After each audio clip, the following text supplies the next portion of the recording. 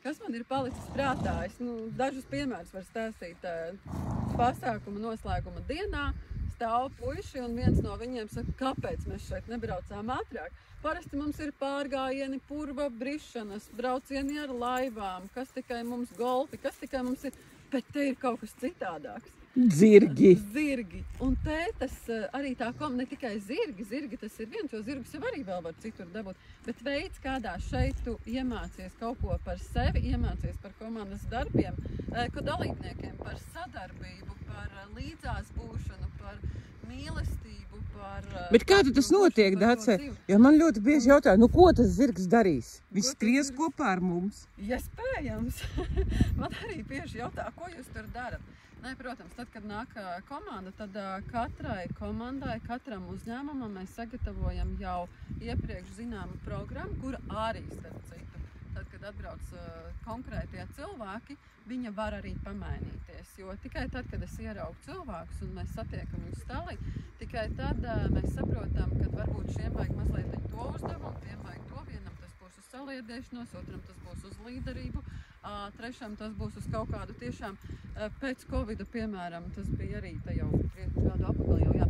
Tas vajadzēja sapazīties savā starpā, jo cilvēki bija sēdējuši attālināti. Citiem vajag tieši vairāk to actionu, to darbību, mums vajag sajusties kā komandai. Citiem vajag to, ka mēs gribam redzēt, kā komandas dalībnieki savā starpā, šādi ir bijuši uzdevumi, starp citu arī no vadītājiem. Es gribu pavērot, kā dalībnieki savā starpā komunicē viens ar otru, kurš deliģē, kurš maliņā stāv, kurš vispār nepiedalās. Un tad es labāk sapratīšu, kā man darīt un kā man deliģēt tos darbus viņiem ofisā. Kas man vēl ir palicis. Arī vēl viena komanda nesen, kas mums bija, viņi sēžu, pēc tam noslēgumā mums jau ir pasākums beidzies, viņi sēž un viņi saka, mēs nākam sestdien atkal brauksim. Mēs tikko abas bijām Zviedrijā. Jā. Tur arī šādi pasākumi notiek, arī komandas. Kāda tev no turienes secinājums? Secinājums ir tāds, mēs braucām pie Klaudijas. Klaudija ir viena no divām pārstāvēm, kas ir Eiropā, kas ir mācījusies un ieguvusi oficiāli certifikātu Zēkvaina psihoterapija institūtā Austrālijā, kas ir pasaulē pazīstams un zināms, un par kuru jau es arī biju diezgan daudz, teiksim tā, mācījusies, apgūsi, jau interesējusies un zinās.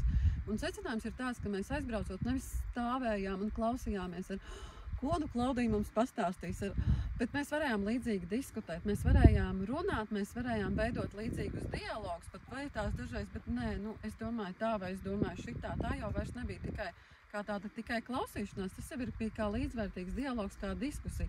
Ko mēs noteikti atvedām uz šejienu, es domāju, Iveta, tu man piekritīs. Tās ir jaunas metodes, jaunas tādas, tehnikas, jaunas metodas, kā strādā viņi vēl vairāk, ko mēs uzzinājām. Ko mēs attiecīgi sāksim izmantot tagad jaunajām komandām. Ar ko viņi padalījās, ko zina tieši tie certificētie instruktori, ko, protams, neraksta vispār pieejamās grāmatās un tādos materiālos, kur ir visiem plaši pieejami. Un ko mēs tagad izmantosim?